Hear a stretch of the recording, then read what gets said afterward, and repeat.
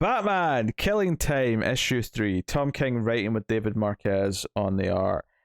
It still plays with the time jumping around as it's been doing with each issue, and this is pretty solid, honestly. Like I really liked issue 1. Issue 2 had a lot of good stuff in it, but it was maybe a little bit harder to follow with the jumping around.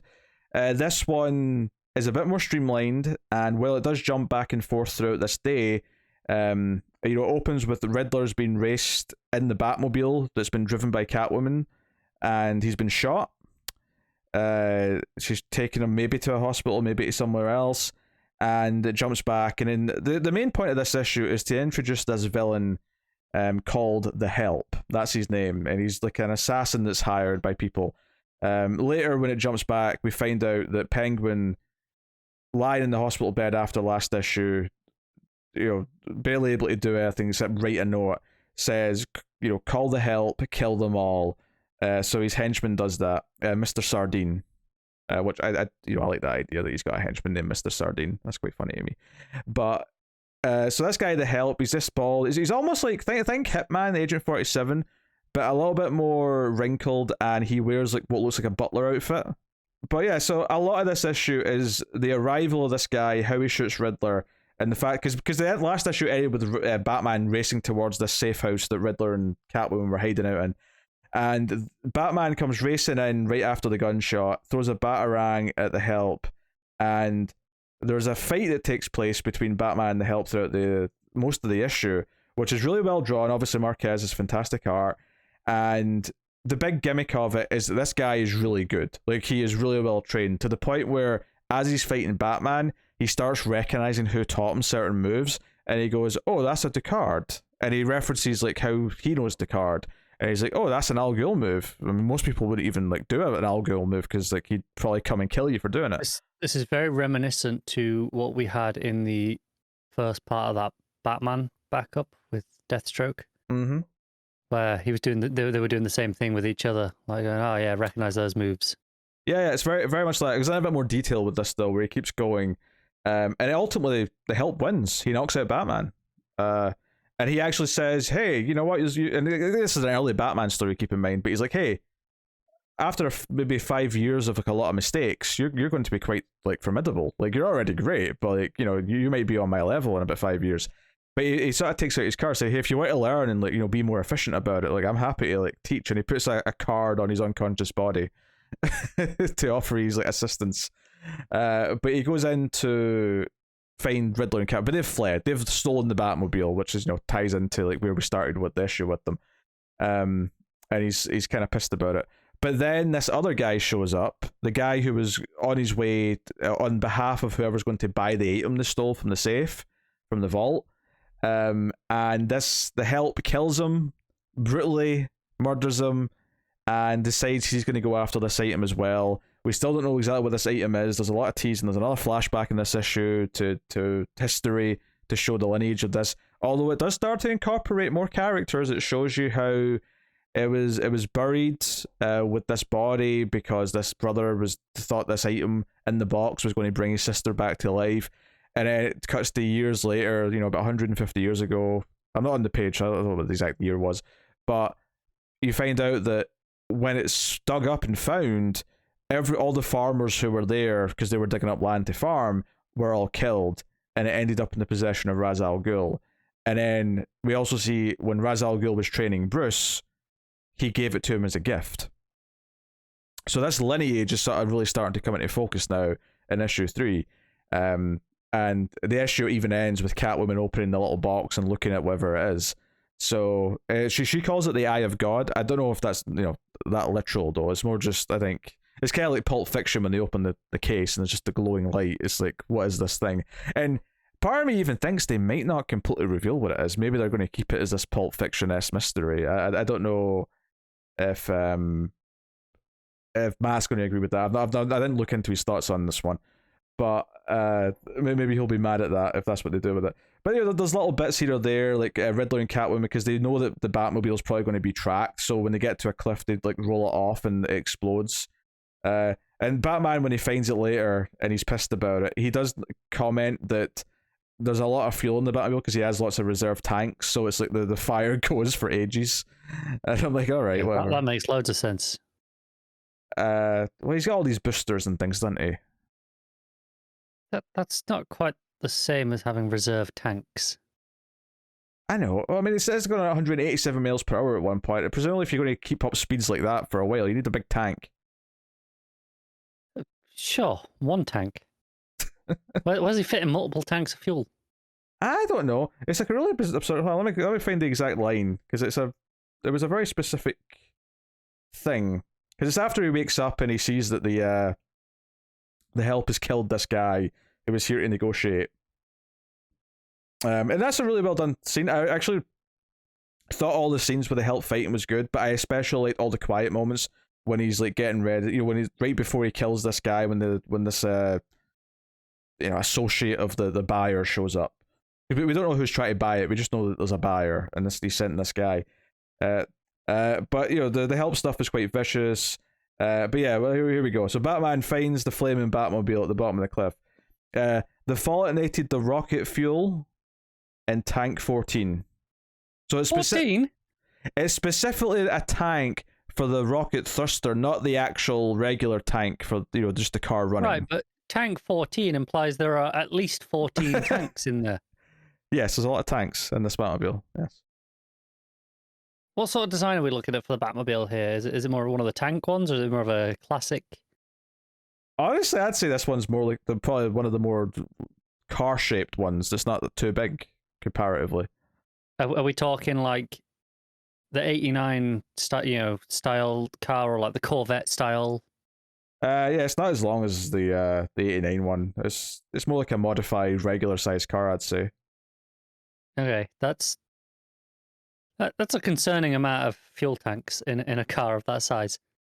Yeah, I'd say it's a pretty normal sized, maybe a bigger car, but like a normal big car, not absurdly big. Something stupid.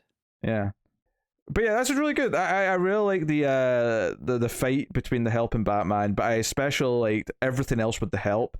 And the Help goes back to Penguin at the end and basically says, "Look, I'll still kill the people you asked me to kill, and I will, you know, return everything they took from you, minus, of course, my fee for killing them, as is." But it makes it very clear that he is, you know, he's getting older now, and he wants to look for his retirement, so he's going to look for this item, because he now suspects what this item is that everyone's after. So there's some really moody stuff of him sitting next to Penguin in the hospital bed, and he's killed these guards outside. Some really good stuff. There's a panel at the bottom where he pulls out a blade, and Penguin's like on life support, and he's got one eye open, and he looks terrified. It's like a really nice, like, sort of horrific, scary thriller panel. There's also a moment where Batman like is returning a bike, like a motorbike somewhere that he stole to get back, and he leaves like an envelope with like, what was it, $97,000 in it for a specific amount for borrowing the bike. It's actually even more specific. It's $97,438. I wonder if that number's a reference to something, and that's why it's so specific. It might be, yeah. But yeah, I mean, I appreciate that you wanted to give him a nice bit of money for, you know, borrowing the bike, because he's not a thief, he's Batman. But that seems absurdly high just for stealing the bike for an hour. It does, yeah. But hey, I mean, it'll stop him from going to the police or anything like that. Yeah. So no, I really dug this one. I thought it was a tighter issue again, much like issue 1. And it did a really successful job of introducing a villain where, I mean, I'm not sure if this is a completely new villain. Like, this might be something that's a pull from somewhere, but I don't recognize the Help as a character. So this was an introduction to me, and I thought they did a really good job of selling him as a threat, selling him as a sort of smart, cold, calculated kind of character, which, it may be in the context of Batman, because we're so used to getting Joker stories, having someone who is very different to that is refreshing. I think the whole butler vibe and like call himself the Help, the idea you call him to, you know, clean up your mess, but the mess being bodies in this case. Yeah, you know, it's just intimidating. He's got a good look to him. The art is very moody, very stylish at points. It does the kind of like, you know, the multiple panels of a facial expression and it changing as time goes on. Does that with the Help quite a few times. Some of the flashbacks are notably very different, and their coloring, like the 3-page layout where the woman's being buried in the coffin, and it's the brothers putting in the box with the atom inside it. Like, the coloring on that page is so different to everything else because she's wearing this red and gold kind of gown and like shawl, and she's got the blonde hair. You know, the coloring's a bit more washed out because it's going for this kind of almost fairy tale looking flashback kind of feel. But all the stuff in the present day is, you know, it's very stuff like fire is very vivid, but the coloring otherwise is, you know, it's a lot of dark blacks, inky blacks with, you know, blues and stuff like that. So there's a lot of good contrast in the atmospheres between the main story and the flashbacks. So that's really nice. Line work's exceptional, and the motion in the fight scene and the pacing of the fight scene between Batman and the Help is kind of the linchpin of the whole thing, because it's this, you know, it gets several pages devoted to it. They're trying to tell us that he's this good, and it does a decent job of selling us on that. And the fact that Riddler, like when they're on the run, Riddler says, do you know who that was, Selina? That was the Help. You know, and he swears, and he's like really, you know, he's heard of this guy. He's worried about it. So does a good job. Does a good job of introducing him. Other than that, there's a couple of things like, you know, the Riddler and Catwoman, they steal like a truck at one point. Like Selina kind of like pretends like the car's broken down and kind of flirts with this truck driver a bit, and then next thing you know, they're in this like, you know, semi truck that's driving down the road. Which notably they're only going about like 80 miles an hour because that's the fastest it can go because it's a big giant truck and not the Batmobile. So yeah, I'm enjoying it. Easily, you know, it's not necessarily up to the prestige book level of Tom King, but it's definitely the most I've enjoyed Tom King Batman since his peaks in his run by quite a margin. So, which is pre-wedding. Yeah, pretty much pre-wedding. Yeah, which at this point was years ago. I know. That's the point. So, I'm just like, you know, driving that home for people. Like that was a long time ago at this point. Yeah, so I am quite happy to give this an 8.5.